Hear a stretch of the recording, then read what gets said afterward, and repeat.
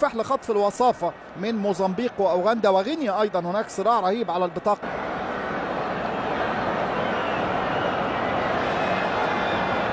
نبدأ بتشكيلة محاربي الصحراء. فلاديمير بيتكوفيتش اختار النهارده جندوز في حراسة المرمى، 4 لاعبين في الدفاع. يوسف عطال، مشهد رائع، مشهد رائع لملعب حسين آيت أحمد من خارج الملعب تماما، ومن لقطة بانورامية كده رائعة. وبالفعل الحضور الجماهيري رائع. الملعب اللي بيتسع لما يقرب من 50,000، أكثر من 50,766 متفرج. أعتقد أن الحضور لا يقل بأي حال عن الأحوال عن 40 أو يمكن 45,000 متفرج. رقم 4 وفي الجهة اليسرى موتوسي جونسون رقم 12 في منتصف الملعب.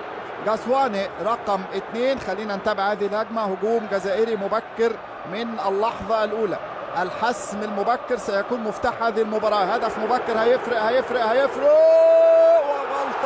غلطة دفاعية من منتخب بوتسوانا، لكن لم تجد متابع ولم تجد من يستغلها. في أول 50 ثانية في عمر المباراة الجزائر تقترب جدا من مشاركة نوفل خاسف، لكن لم يبدأ اللقاء. ادي كرة تاني عرضية، مين يقابل جول؟ الرأسية قوية جدا.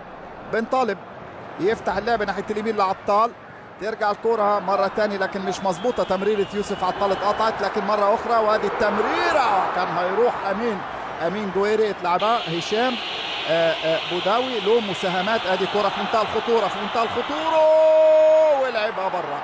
انفراد، شبه انفراد من تابانك سيسيني، لكن لحسن الحظ انه فقد البوصلة، فقد الاتجاهات امام المرمى. لحظة خروج جندوز، اليكسيس جندوز كان طالع وبيحاول ان هو يقفل او كان معاه. مرة اخرى الامام من عيسى تصل الى هشام بوداوي مرة اخرى بنفس الطريقة وبنفس الاسلوب. المرة دي قطعت منه الكرة. وادي المساحة اتخلقت المساحة وانطلاقة من الجهة اليسرى. لو ظبط ما ظبطش العرضية، لكن خبطت الكرة وتحولت إلى ضربة ركنية جزائرية من الجانب الأيسر. ادي رامي، وبالإضافة لهاتريك كمان أمام موزمبيق في الجولة الماضية. رياض حاول يعمل 1-2، اتلعبت له الكرة بالفعل لكن ما ظبطتش. بن سبعيني يعمل 1-2 جديد، تعود من مرة أخرى. حسام استلم كورتو، يلعبها، يتقدم للأمام. رامي بن سبعيني بعيدة شوية لكن يجري ويلحقها جويري. مرة أخرى من جويري يا ولد. وادي بن سبعيني طالت. لو السندة دي من رامي. يا رامي لو ظبطت الاستلام. هجم الترجي التونسي أمامية في الجهة اليمنى. يوسف عطال عرضية لكن ما تتظبطش. الكرة العرضية كانت محتاجة. أكيد ده اللي لا يرغب فيه بيتكوفيتش. اتلعبت من وراه. لو نجح ان هو ياخدها. مشي عدوا. الرأسية برضو تمر. لو ظبطت الكرات العرضية دي، فاكرين كرة 50 ثانية الأولى ايضا كان مرور، وايضا كان من الجهه اليسرى، وايضا لكن كانت تحتاج متابعه. ادي مره اخرى عرضيه من الجانب الايسر وانطلاقه رائعه بالفعل، لكن ايضا لا في الجانب الايمن. وفي النهايه هل تاتي العرضيه؟ لم تاتي العرضيه، لكن تصل الكره الى رياض محرز من جديد. بشماله رياض يلفها عاليه على القائم البعيد. في دفعه. حكم اللقاء يطلق صفارته، يحتسبها ضربة حرة على محمد لمين عمرو. طبعا حكم اللقاء هو باسيفيك بها نسبية. رياض ترجع الكرة مرة تانية أمامية من رياض لحسام عوار. بعيدة قوي يا حسام، بعيدة قوي. نجم مارسيليا طبعا أمين. تعود الكرة من جديد في عرقلة واضحة وفي خطأ واضح، وحكم اللقاء يصفر بالفعل ويحتسبها ضربة حرة على فيلابي. لكت محاربي الصحراء. كرة مرة أخرى المتابعة، لكن فوكو على مرتين.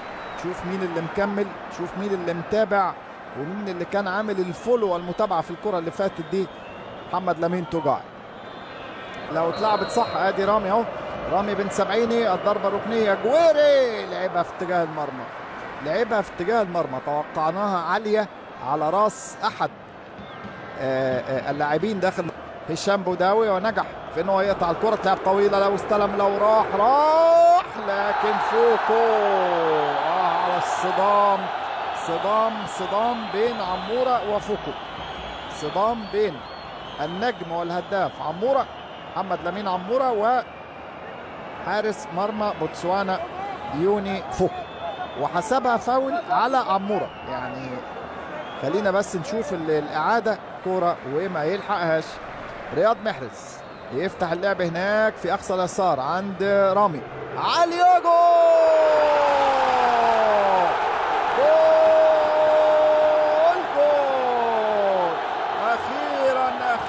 أخيرا بعد محاولات، بعد مشاورات ومداولات، يأتي الهدف برأسية الهداف النجم ملك الخطورة محمد لمين عمورة.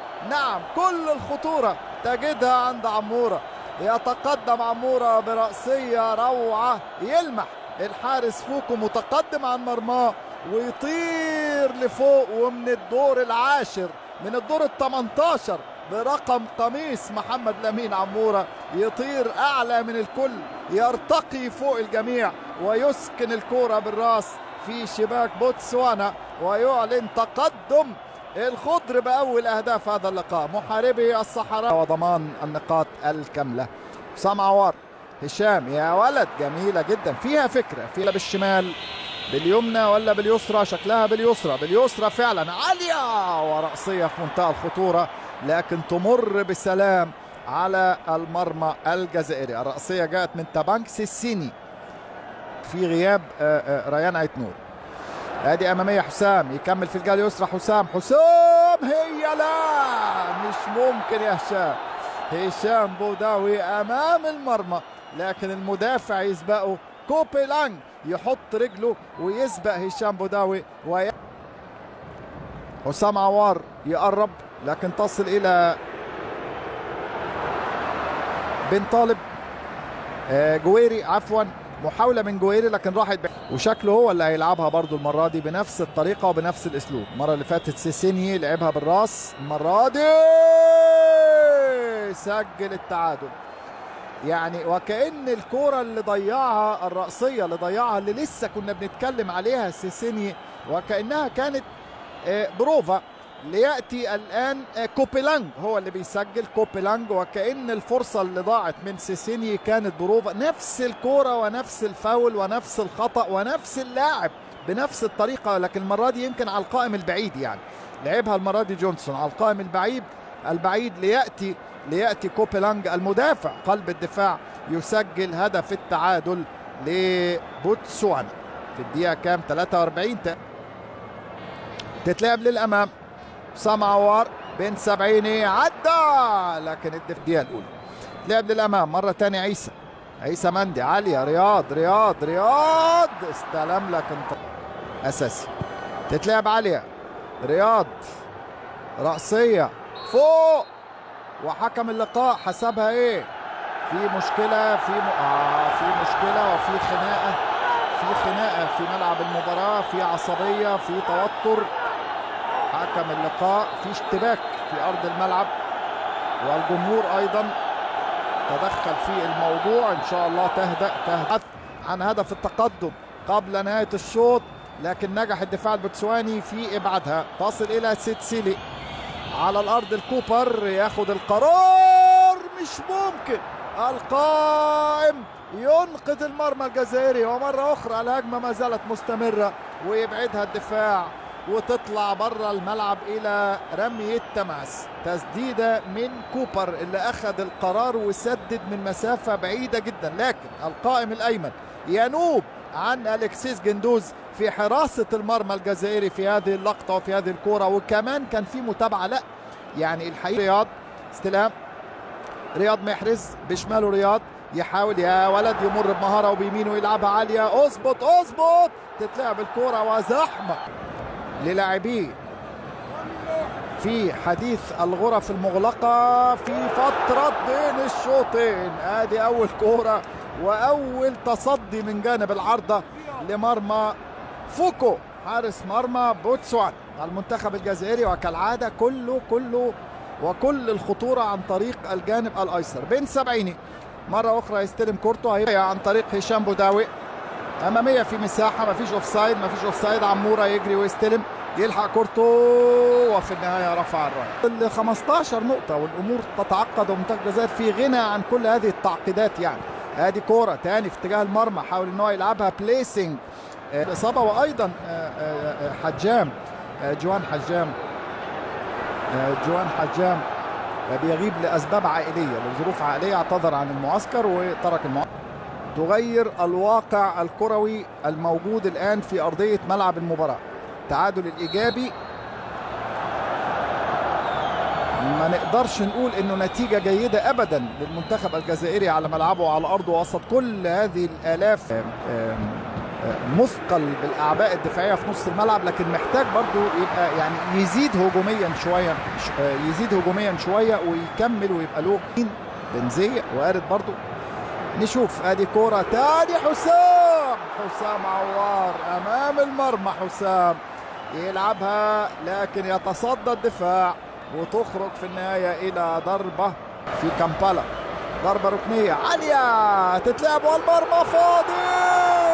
لسه الهجمه ورياض، ارتداد دفاعي رائع، نجحوا ان هم يحولوها الى هجمه عاديه لن تكتمل ان شاء الله. ادي الكوره وفاول بالفعل لم تكتمل، لكن بخطأ من يوسف عطال كان نتيجته انذار، خطأ تكتيكي من يوسف عطال. ديتسيلي اللي كان صاحب المشكلة الشهيرة في الشوط الأول، رأسية من سيسيني، لكن يحول 16 هدف اللي سجلهم، اللي أصبحوا 17 اليوم في هذه الليلة المنتخب الجزائري. على العموم ضربة حرة، باروتي يلعب الكرة عالية داخل منطقة الجزاء، ورأسية أخرى من نفس اللاعب برضو سيسي. استلام بلايلي، محمد يوسف بلايلي على الأرض عالية داخل منطقة الجزاء، وبغداد بونجاح لكن يبعدها الدفاع. لسه الكرة لكن يطير. دفاعية جيدة جدا في نص الملعب الجزائري، لكن لو تفرغ نبيل، وهو متفرغ ويميل أكثر للناحية الدفاعية، يعني ادي كورة جول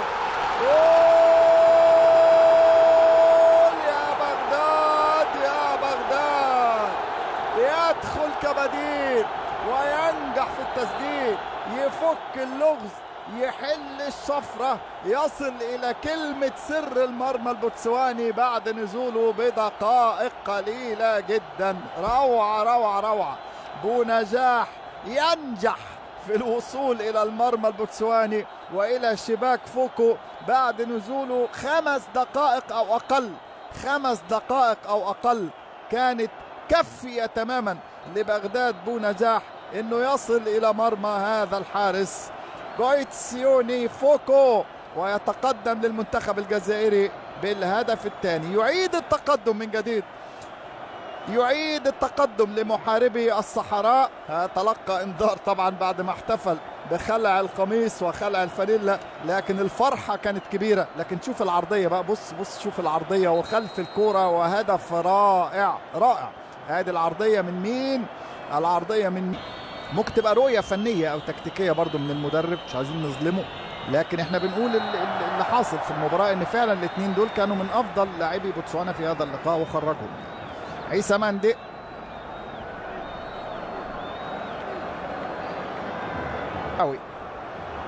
انطلاقة، بلايلي يستلم كورته، يا ولد مر مشي، رفع راسه، لعبها، قعدها للخلف.